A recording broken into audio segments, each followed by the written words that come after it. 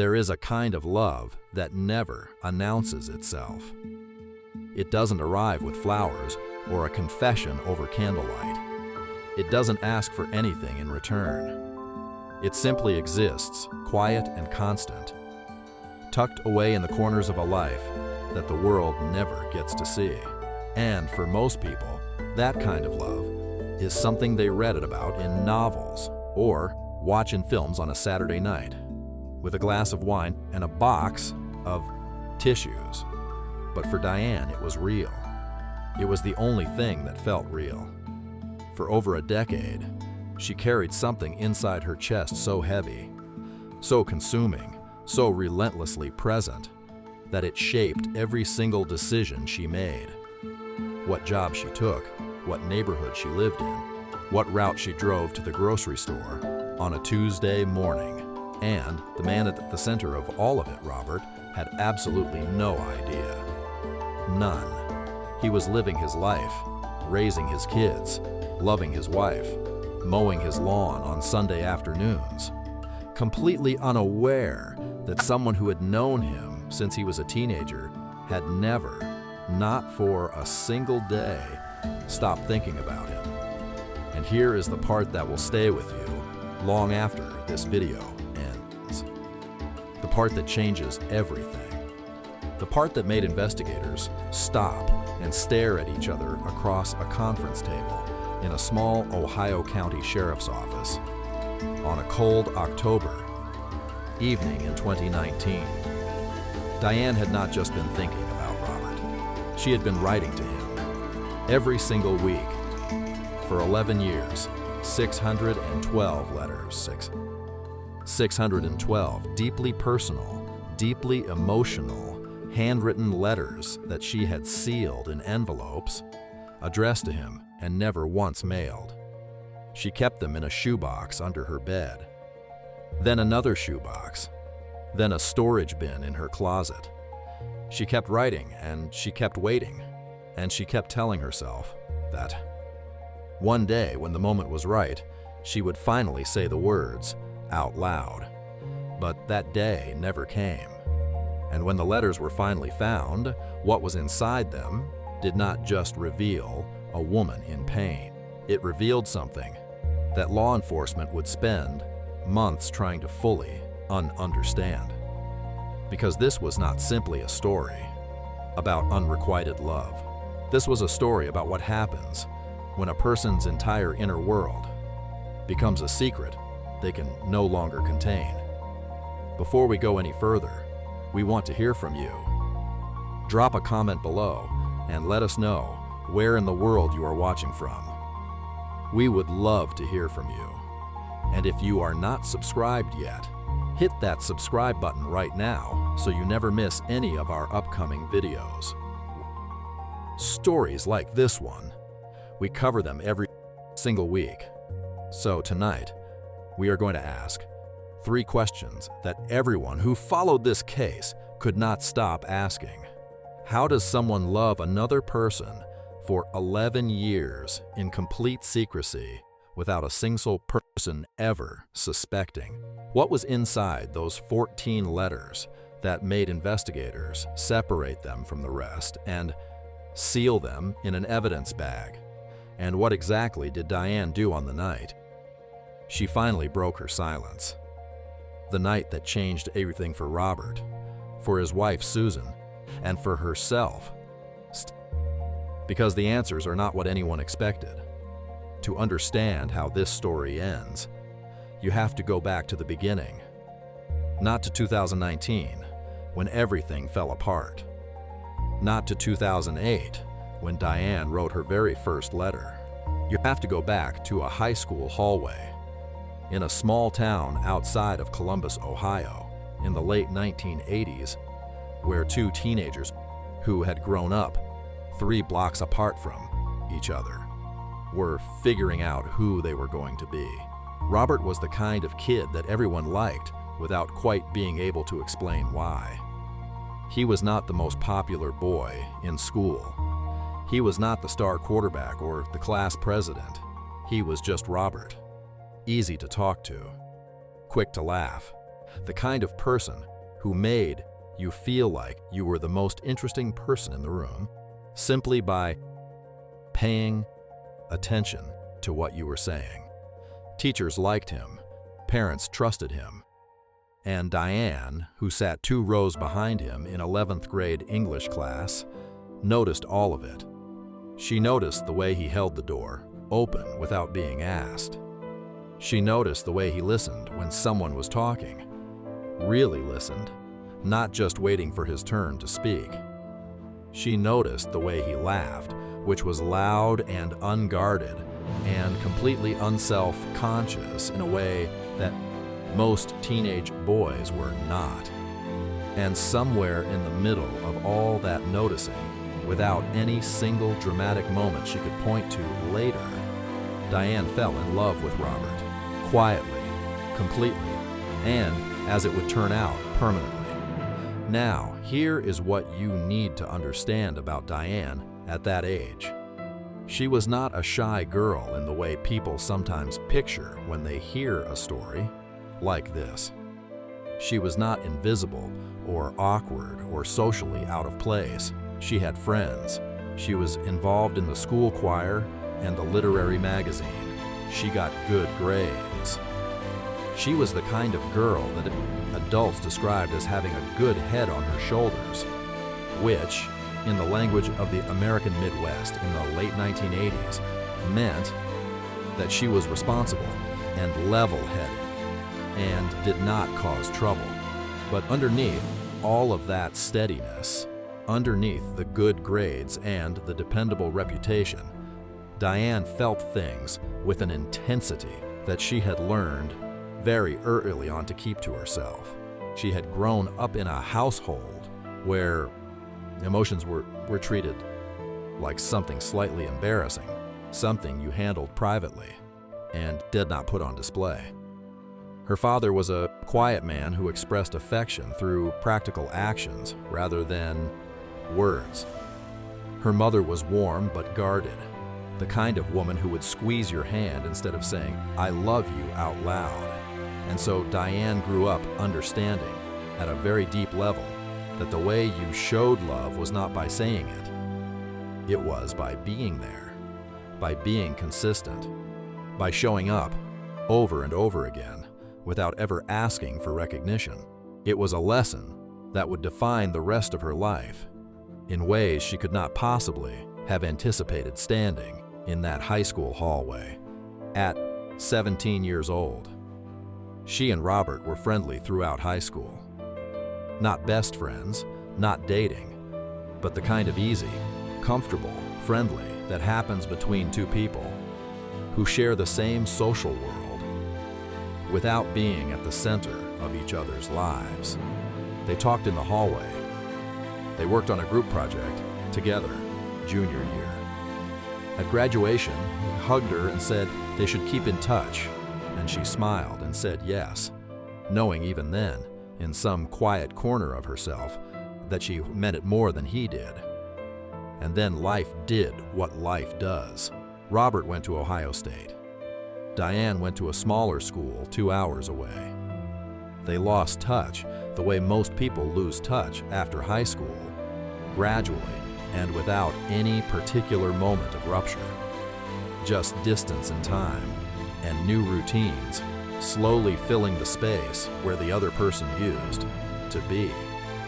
For Robert, that chapter closed naturally. For Diane, it never quite did.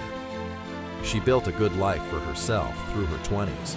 She got her teaching degree and landed a job at an elementary school in a suburb just outside of Columbus, which, it would later become relevant to note, was the same suburb where Robert had settled down after college with a woman named Susan, whom he had met during his sophomore year. Diane did not move there because of Robert. That is what she told the therapist she would eventually see years later, and there is no reason to disbelieve her. The job was a good opportunity, and the town was familiar, and the rent was reasonable, and those are all perfectly ordinary reasons to choose a place to live. but she did know he was there. She had run into him once at a grocery store about a year after she moved, and he had been warm and genuinely happy to see her. And they had stood in the cereal aisle for 20 minutes catching up. And he had introduced her to Susan, who was pregnant with their first child. And Diane had smiled and said congratulations and meant it, and also felt something shift inside her chest that she would not let herself examine too closely for a very long time.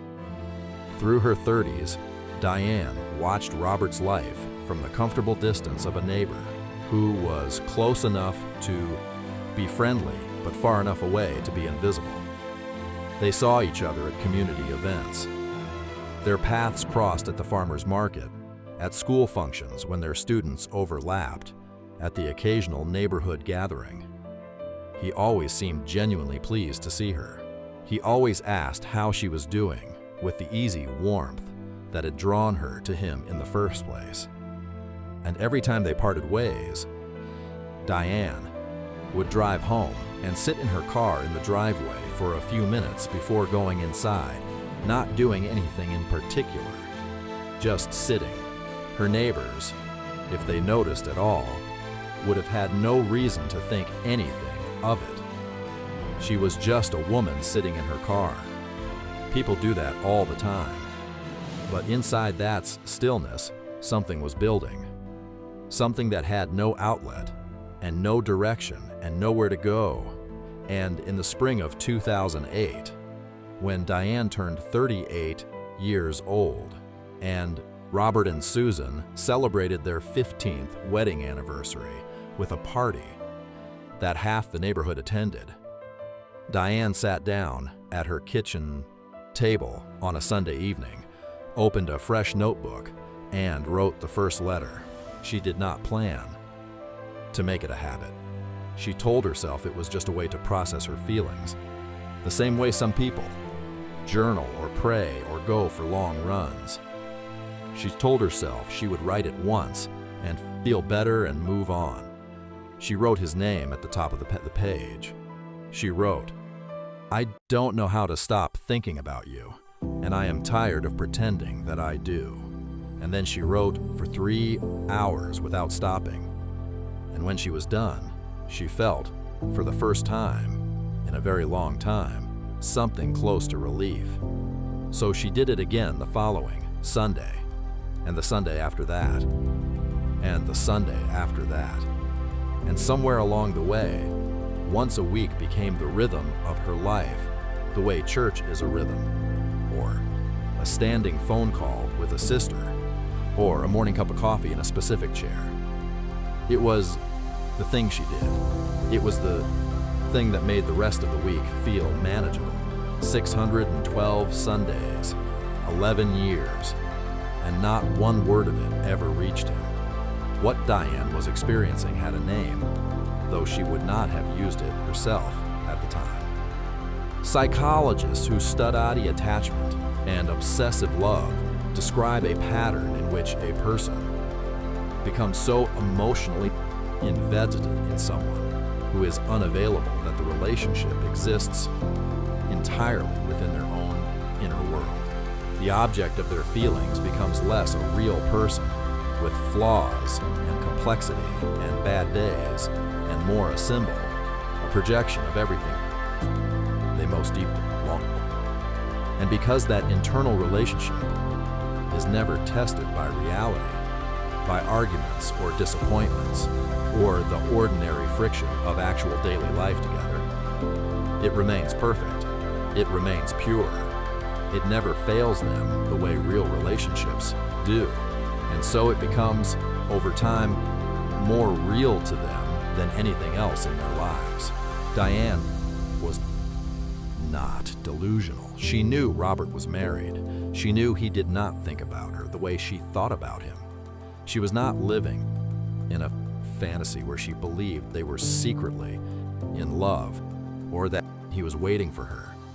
She was living in something harder and stranger than that. She was living in the truth of her own feeling, which was real and enormous. and had absolutely nowhere to go. And she had found the one outlet that allowed her to hold it without it consuming her entirely. Until, of course, it did. By the fall of 2019, Diane had been living her double life for 11 years. On the surface, everything looked exactly the way it always had. She went to work. She taught her third graders how to read and how to add and how to raise their hands before speaking. She attended staff meetings and brought homemade banana bread to the teacher's lounge on Fridays and stayed late to decorate her classroom for Halloween with orange and black streamers and paper ghosts taped to the windows. She called her sister in Cincinnati. On Sunday evenings, she went to the same diner on Saturday mornings and ordered the same egg white omelet with wheat toast and sat in the same corner booth by the window and read whatever novel she was working through that month. To anyone watching, she was a woman who had built a quiet, ordered, contented life for herself. And in many ways, she genuinely had. But underneath all of that order, something had begun to change. Something that had been stable for years was no longer stable. And it started, as so many things do, with a single piece of news that she was not prepared to receive. It was a Tuesday morning in late September 2019. Diane was sitting in the faculty lounge during her prep period, scrolling through her phone while her coffee cooled beside her. And there, on her Facebook feed, between a post about a lost dog and a recipe for slow cooker chili, was a photograph of Robert and Susan standing in front of a house she did not recognize. They were smiling. Susan had her arm around Robert's waist. The caption read, "So excited to announce our big move to Colorado. New chapter, new adventure. We are going to miss this community so much." It had 47 likes and a string of congratulatory comments from neighbors and colleagues and old friends. Diane stared at that post for a long time, long enough that the bell rang for the next period, and she did not hear it at first. One of her colleagues had to tap her on the shoulder and tell her the kids were waiting. She put her phone in her pocket and walked back to her classroom and stood at the front of the room and looked at 22 eight-year-olds who were waiting for her to begin the lesson. And she began the lesson. She finished the day. She drove home. She made dinner. And then she sat at her kitchen table for a very long time without moving. What was happening inside Diane in those hours is something that people who study obsessive attachment say they see repeatedly in cases like hers. When the object of a long-term emotional fixation announces a permanent departure, it creates what psychologists describe as a crisis point. The internal world that has been carefully maintained, the imagined relationship, the sense of proximity, the quiet comfort of knowing that the person is there, even if they are not yours. All of it suddenly has an expiration date.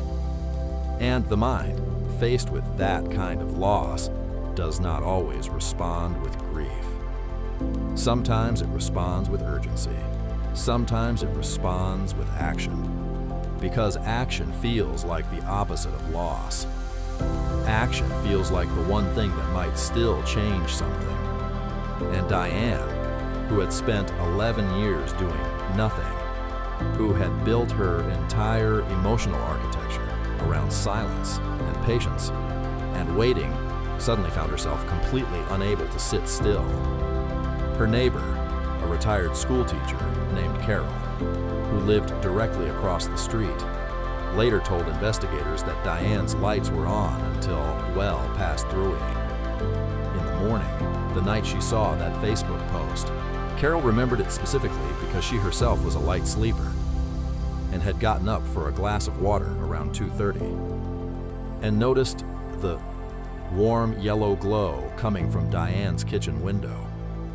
She thought nothing of it at the time. Diane was a grown woman who kept her own hours, and Carol was not the kind of neighbor who asked questions. But she remembered it and was... Investigators came to speak with her a month later. She mentioned it without being prompted, because by then she understood that the small details mattered. Over the following 2 weeks, something in Diane shifted in a way that the people around her could not quite name, but could faintly sense. Her colleagues noticed that she seemed distracted, though not in a worrying way, just quieter than usual, more inward. One of the other teachers mentioned later that she had asked Diane if everything was okay, and Diane had smiled and said yes. Just a lot on my mind, and that had been the end of it. Her students noticed nothing. Children rarely notice the interior weather of their teachers unless it becomes dramatic, and Diane was far too practiced at composure for that. But inside, she was working through something. She was making a decision, and on the evening of October 3rd, 2019, she made it. She opened her laptop and she navigated to Facebook, and she found Robert's profile, and she typed him a message. It was 11 words. She had written it out on paper several times first, crossing out different versions, refining it the way she refined everything she wrote to him, except this time she was going to send it. The message read, "I need to tell you something before you leave. Can we talk?" She read it back 3 times, and then she pressed send. She closed the laptop and sat with her hands in her lap and waited. The response came 40 minutes later. Just 2 lines. "Sure, Diane. Everything okay?" She stared at those 5 words for a long time. Everything okay? He had no idea. He genuinely, completely had no idea. And something about that, about the ordinary, casual friendliness of those 5 words, made what she was about to do feel both more necessary and more terrifying than it had seemed when she was planning it. They agreed to meet on the evening of October 8th at a coffee shop on Meridian Avenue, a place called Cornerstone that had been there for years and that both of them knew well from the neighborhood. Diane arrived 15 minutes early. She chose a corner booth near the back, away from the window. She had brought the letters with her. Not all 612 of them. She had selected a small number, as maybe a dozen, that she felt represented the clearest and most honest expression of what she had been carrying. She had also written a new letter, one she intended to give him in person, that explained everything. Why she had written, why she had never sent them, what she wanted him to know before he left. She had rehearsed what she was going to say. She had been rehearsing it in various forms for 11 years. She ordered a coffee she did not drink, and she watched the door. And at 6:17 in the evening, Robert walked in. He spotted her immediately and crossed the room with the same easy, unhurried walk she had been watching since they were teenagers. He smiled when he reached the table, that same wide, unguarded smile, and he said it was really good to see her and asked how she had been and shrugged off his jacket and sat down across from her like they were 2 old friends catching up, which was exactly what he believed they were. He ordered a coffee. He talked about the move, about how Susan was excited but a little nervous, about how his youngest was starting to come around to the idea of a new school. He was warm. He was present. He was, in every ordinary way, exactly the man she had spent 11 years writing to. And Diane sat across from him and listened and waited for the right moment. And then she reached into the bag beside her and placed the envelope on the table between them. And the conversation changed. What happened next is where the 2 accounts Robert's foot from the coffee shop entrance begin to tell different stories. According to Robert, Diane was calm. He said she spoke quietly and without anger, that she explained the letters and what they represented, and that she wanted him to have them before he moved away. He said he was stunned, that he did not know what to say, that he tried to respond with kindness, but that his mind was moving very fast, trying to process what he was hearing, he said. He thanked her for telling him, and that they sat together for about 20 more minutes, and that when they parted ways outside, he gave her a hug and told her he appreciated her honesty and drove home. That is what Robert said. But the security camera at the entrance of Cornerstone Coffee, which was positioned to capture the front door and a portion of the sidewalk outside, told investigators something different about the last few minutes of that meeting. And when the lead detective on the case reviewed that footage 3 weeks later, she watched it twice before she said anything to the officer sitting next to her. Then she said, quietly, "Go get the file on the restraining order." Because what the camera showed was not two old friends parting warmly outside a coffee shop on a Tuesday evening. What it showed was a woman standing on the sidewalk with her arms wrapped tightly around herself, completely still, watching a man walk to his car, not moving, not turning to go to her own car, just standing and watching for 4 minutes and 37 seconds after he had driven away. Standing on the sidewalk in the October cold, watching the space where his car had been, and then, very slowly, walking to her own car, not driving away immediately, sitting. And it was what happened after she drove away that night, after that conversation, that Robert had described as emotional but ultimately peaceful. It was what happened in the hours that followed that would bring the sheriff's department to Robert and Susan's front door. And it was what they found when they got there that would reframe everything that had come before. Robert arrived home at approximately 8:15 that evening. Susan was in the living room watching television when he came in. He sat down and told her he had something he needed to share with her. He told her about Diane, about the letters, about the meeting at the coffee shop. He told her about the envelope on the table and what Diane had said. And Susan, who had been listening quietly with the television still on in the background, reached over and turned the TV off. And then she told Robert something that stopped him mid-sentence. She told him that this was not the first time. That 3 years earlier, in 2016, she had begun noticing things. Small things at first. A car parked on their street at odd hours that she did not recognize. Mail that seemed to have been handled and replaced. A window latch in the back of the house that she was certain she had locked, but kept finding unlocked.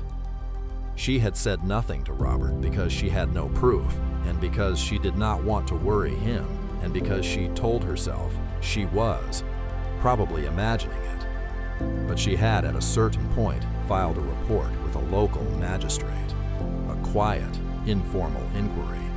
It had not gone anywhere because there was no evidence, nothing concrete, nothing she could hold up and say, this right here is the thing. So she had let it go, or tried to. And then Robert told her about the coffee shop, and she sat very still for a moment, and then she said, "Robert, I think she has been inside this house." Robert called the sheriff's department at 9:47 that evening.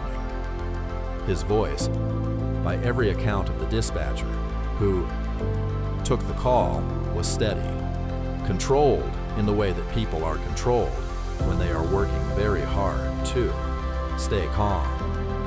He said he needed someone to come to his address, He said his wife believed someone had been entering their home without permission.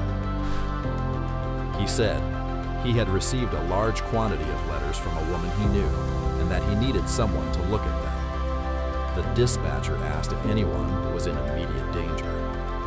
Robert said no. The dispatcher said a unit would be there within 20 minutes. Robert thanked her and hung up. And then he walked back into the living room where Susan was sitting with her hands folded in her lap and the television still off and the house completely quiet. And they waited. 2 officers arrived at the house at 10:14. Robert walked them through everything from the beginning: the Facebook post, the message, the coffee shop meeting, the envelope of letters. Susan told them about the unlocked window latch and the car she had seen and the report she had filed in 2016 that had gone nowhere. One of the officers asked if they could take the letters. Robert said yes. The other officer asked Susan to describe the incidents she had noticed in more detail. And somewhere in the middle of that conversation, while the officers were still in the living room and Robert was standing by the fireplace with his arms crossed, Susan said something that made both officers stop writing. She said, "In 2017, I found a photograph on my nightstand that I had never seen before. A photograph of Robert and me at a barbecue, taken from a distance, from an angle that I did not recognize.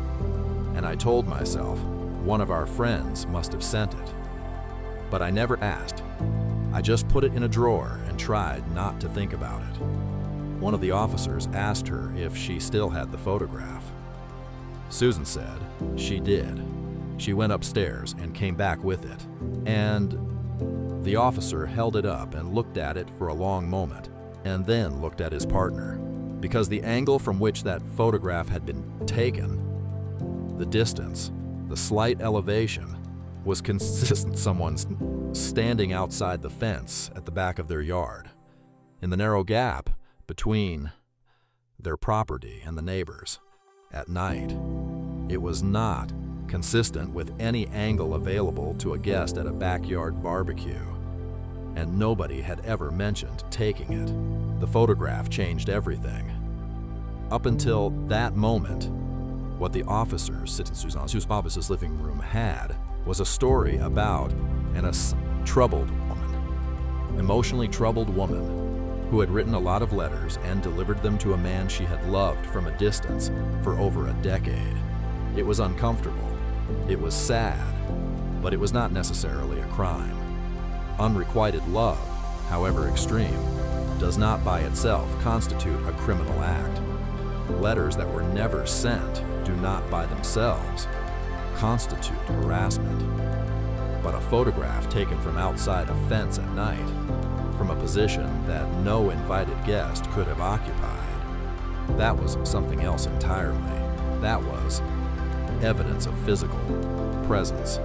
That was evidence that Diane had not simply been writing to Robert in the privacy of her own home. That was evidence that at some point, on some night, she had been standing in the dark behind his house watching him. The lead detective assigned to the case was a woman named Detective Patricia Holloway, a 15-year veteran of the county sheriff's department who had worked stalking cases before, and who, by her own account given in later court proceedings, recognized the pattern immediately.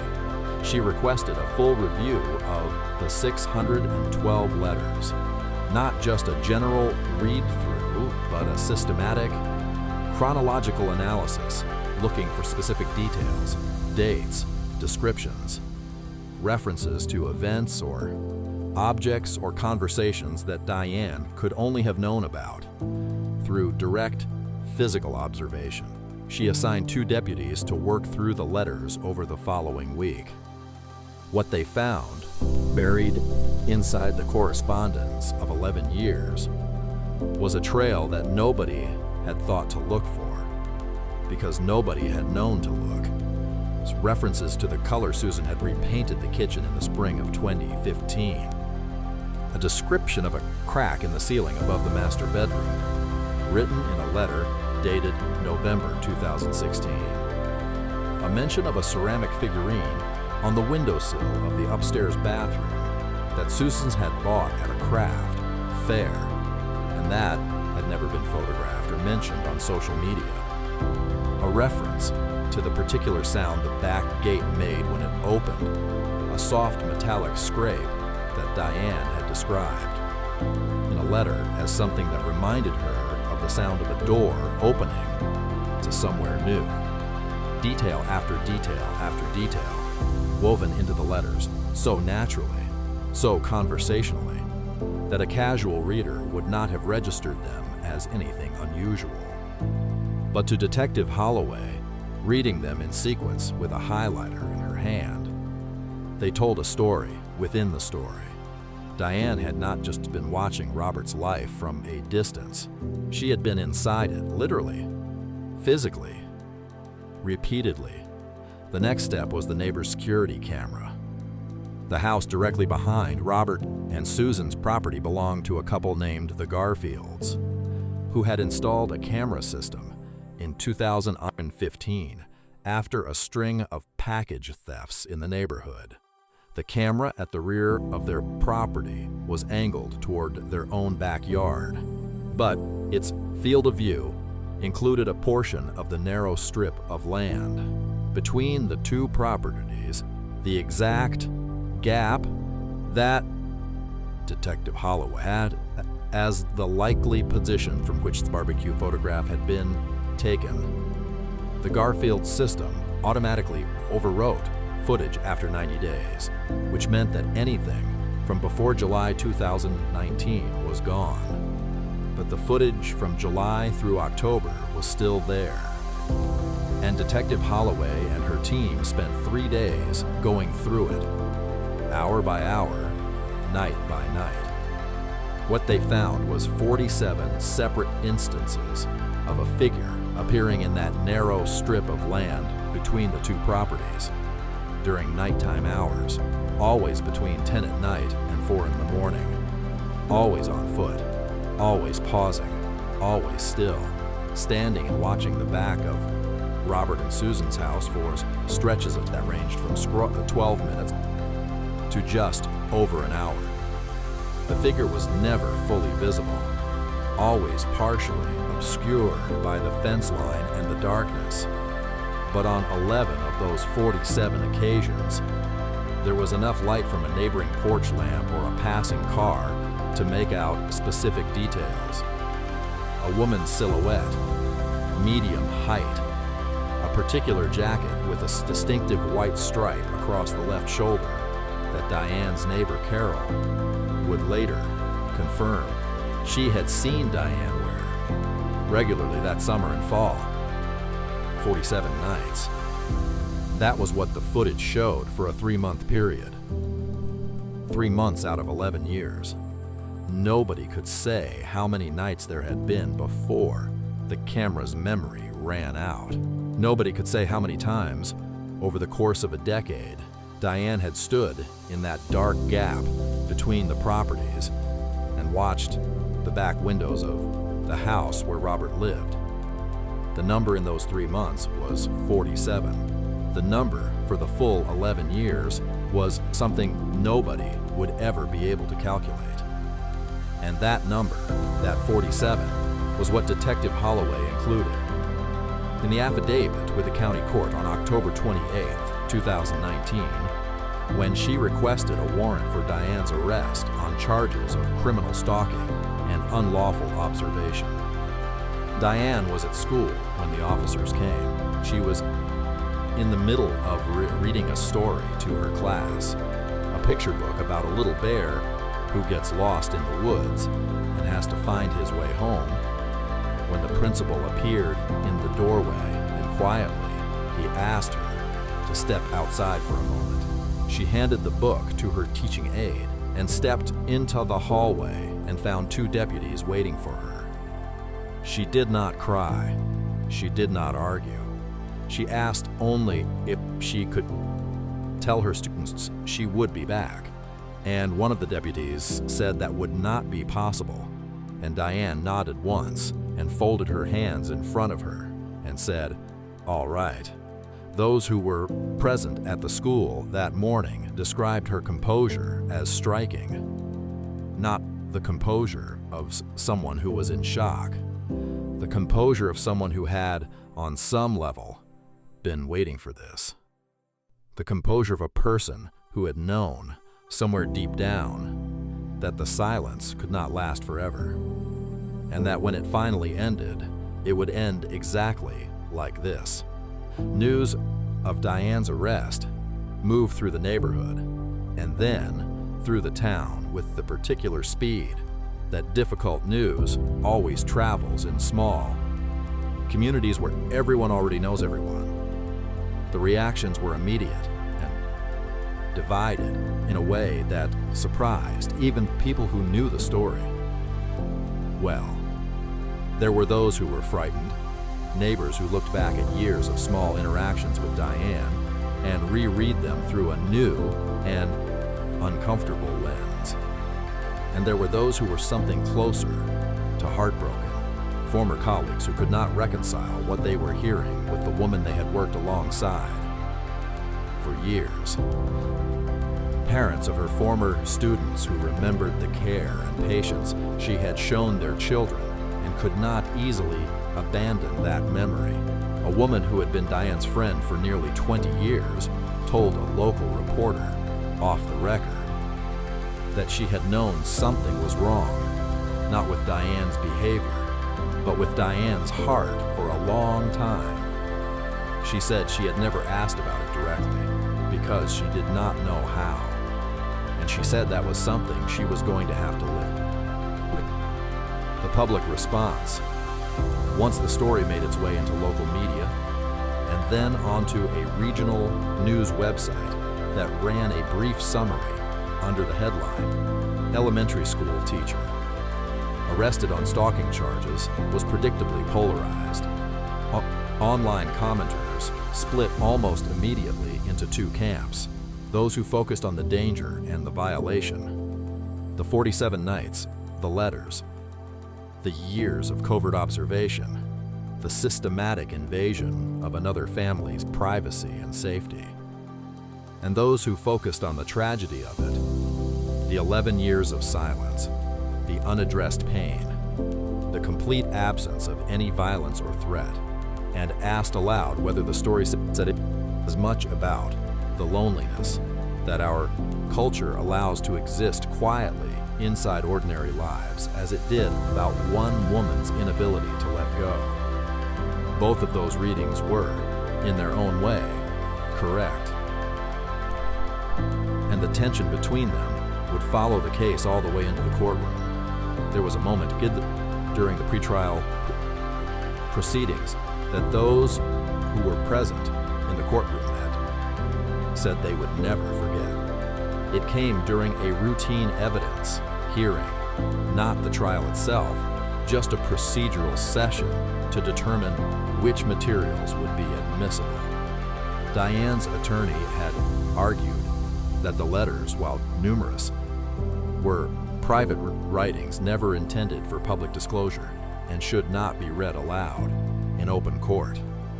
The prosecutor had argued the opposite, and in the middle of that exchange, the judge asked that a selection of the letters be submitted for his review. A court officer carried them to the bench in a manila folder. The judge read in silence for several minutes while the courtroom waited, and then he set the folder down and removed his glasses and looked at Diane directly over the rims and said, "Ms. Diane, I have reviewed a great many documents in this courtroom over the course of my career. I want you to understand that I am going to do my job here. But I want you to also understand that what I have just read is one of the most profoundly sad things I have encountered in a long time.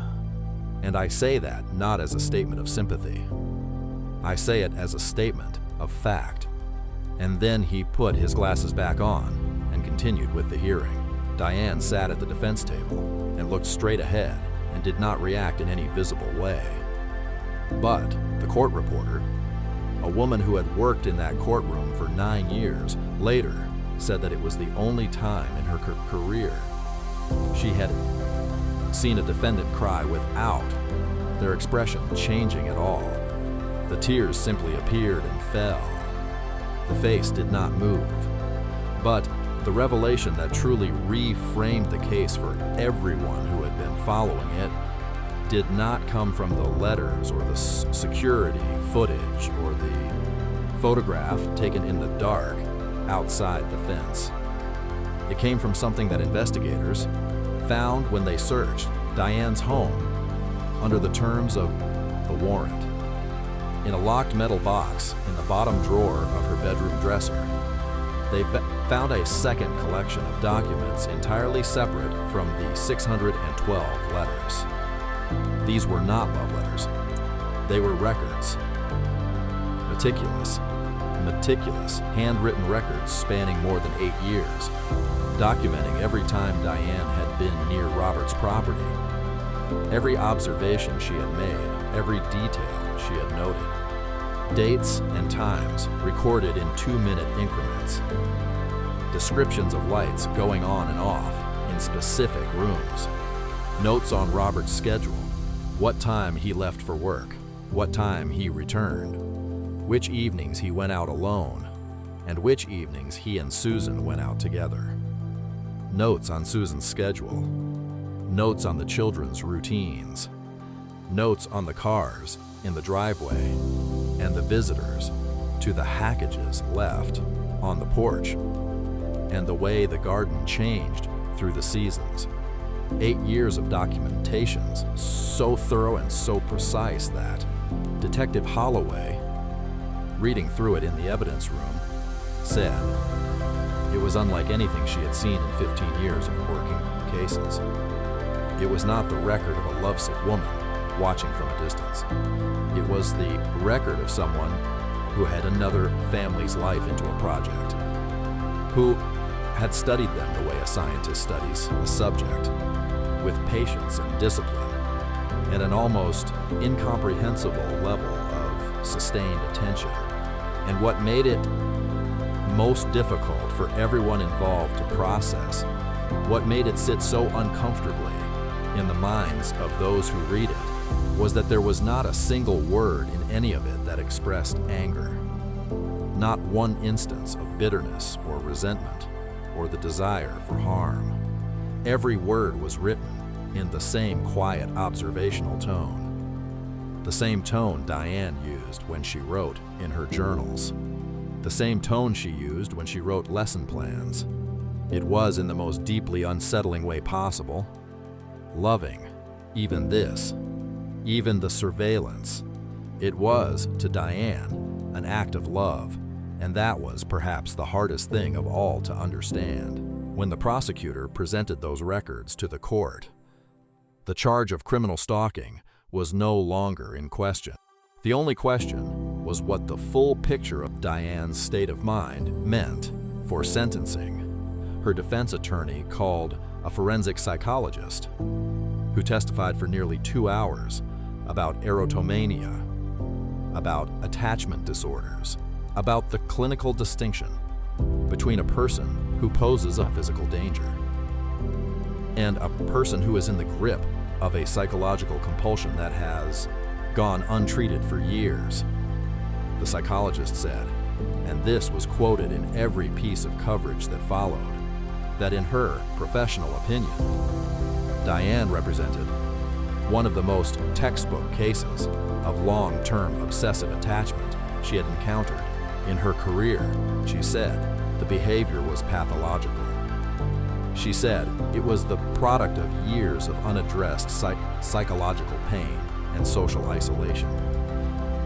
She said that Diane had never sought help, not because she did not know something was wrong, but because she had genuinely come to believe that what she felt was simply who she was, that the love, even the shadow it had cast over her life, was the most real thing she possessed, and that giving it up would have meant giving up herself. The prosecutor did not dispute the psychology. She simply stood up after the testimony concluded and said, "With great respect for the clinical analysis, my office would like to remind the court that Robert and Susan didn't set to become the subjects of an 8-year observation project. Whatever the motivation, whatever the diagnosis, they lived in that house. They raised their children in that house, and they deserve to have the law stand between them and what was done to them." The courtroom was very quiet after that. Diane was sentenced on a Thursday morning in February 2020. 3 years probation, mandatory psychiatric treatment, a minimum of 2 sessions per week for the first year, a permanent no-contact order covering Robert, Susan, and their children, no prison time. The judge in his sentencing remarks said that he had considered incarceration seriously and had ultimately concluded that it would not serve the interests of rehabilitation, which he believed was the outcome that offered any genuine protection to the public in a case of this nature. He said that Diane needed sustained professional intervention, not confinement.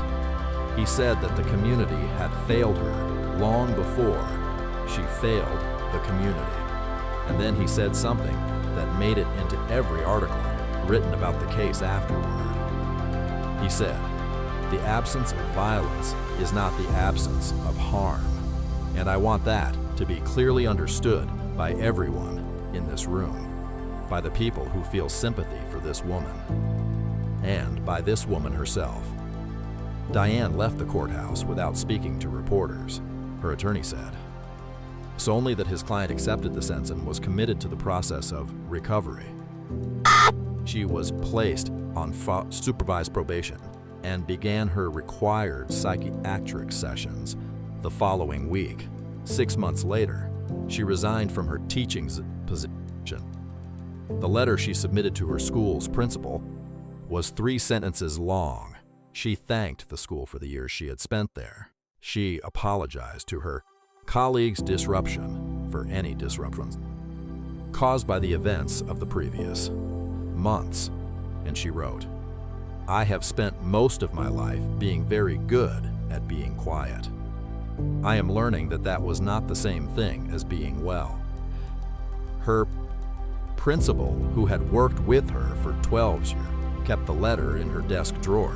She said later that she read it sometimes when she needed to think carefully about whether she was paying enough attention to the people around her.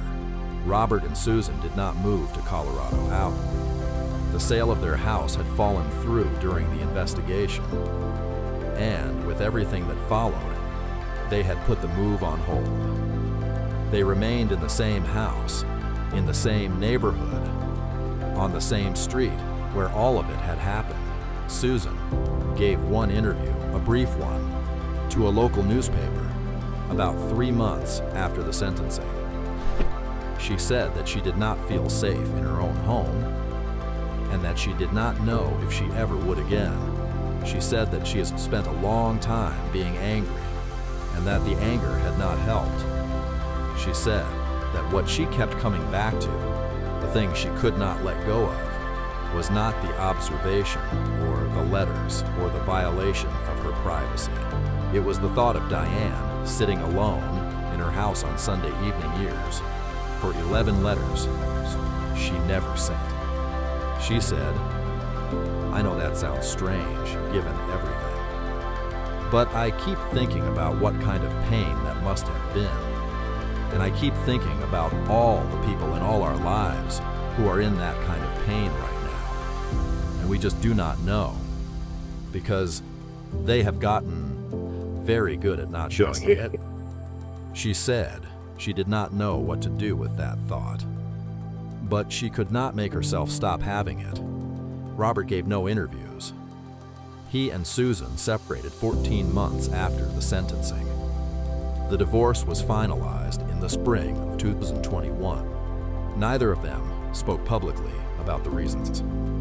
Diane relocated to a different part of Ohio. By all available accounts, she completed her probation without incident and continued in psychiatric treatment beyond the court-mandated minimum. She has not been in contact with Robert or Susan or anyone connected to that chapter of her life. She has not taught since her resignation. What she does now, how she spends her Sundays, whether she still writes, none of that is publicly known. And that is where this story ends. Not with a verdict that felt clean or a resolution that felt complete. Not with justice that satisfied everyone or a recovery that anyone could point to and say, there, that is what it looks like when it goes right. It ends like so many true stories do, in the middle of things, with people who are still living inside the consequences of what happened, still finding their way through a situation that nobody chose and nobody fully understood, until it was already over.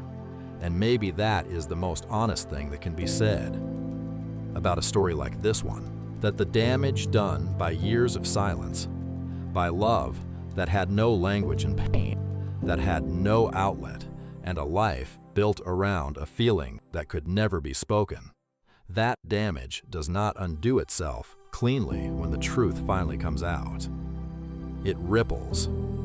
It reaches people who were never supposed to be touched by it, and it asks questions that do not have comfortable answers. Questions like, how many people in your life right now are carrying something this heavy and doing it so quietly that you have never once thought to ask? And if you did ask, would you know what to do with what they told you? We want to hear what you think about this story. Drop a comment below and tell us honestly. Do you think the outcome was fair? Do you believe Diane's sentence reflected the full weight of what Robert and Susan experienced? Or do you think the court got it right when it chose treatment over punishment? There is no easy answer here. And that is exactly why we want to know where you stand. And here is the question that this case left us sitting with long after we had finished researching it. If someone you knew, someone you saw every week, someone you trusted completely, turned out to have been carrying something like this in silence for years, would you feel that you had missed something? Or would you feel that there was simply nothing there to see? Leave your answer in the comments. We read every single one. And if this story moved you, or challenged you, or made you think about something you had not considered before, please share it with someone who needs to hear it. Stories like Diane's do not belong hidden. They belong in the light, where they can do what all difficult stories do when we are brave enough to tell them honestly. They make us look at each other a little more carefully. They make us ask the questions we usually let slide. And sometimes, if we are lucky, they help us say the things we have been keeping too quiet for too long. Thank you for watching. We will see you in the next one.